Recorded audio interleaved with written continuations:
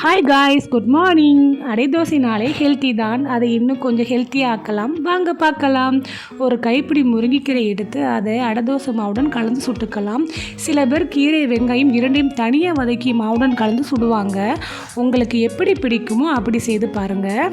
கீரை சாப்பிடாத கிட்ஸுக்கு இப்படி செய்து கொடுங்க. சத்தம் மூச்சு இல்லாமல் பசங்க சாப்பிடுவாங்க. எங்கள் வீட்டில் இன்றைக்கி சண்டே ஸ்பெஷல் முருங்கைக்கீரை அடை தான். வாரத்திற்கு ஒரு முறை கீரை கண்டிப்பாக சாப்பிடணும். அதுலேயும் இந்த கிட்ஸை கீரை சாப்பிட வைக்கிறது பெரிய பாடாக இருக்கும். இந்த மாதிரி சாப்பிட வச்சிடணும். கீரை சாப்பிடாத கிட்ஸுக்கு கீரை சூப்பு மாதிரியும் செஞ்சு கொடுக்கலாம். நம்ம கிட்ஸை நம்ம தானே ஹெல்த்தியாக பார்த்துக்கணும். அதுக்கு இந்த மாதிரி ட்ரை பண்ணிக்கலாம். அதுலேயும் என் பசங்க முருங்கைக்கீரை சாப்பிடவே மாட்டாங்க. அதனால் நான் வாரத்துக்கு ஒரு முறை இப்படி செய்து கொடுத்துருவேன். பசங்களும் ஹாப்பியாக சாப்பிட்டுக்குவாங்க. தேங்க்யூ ஃபார் வாட்சிங். Please subscribe.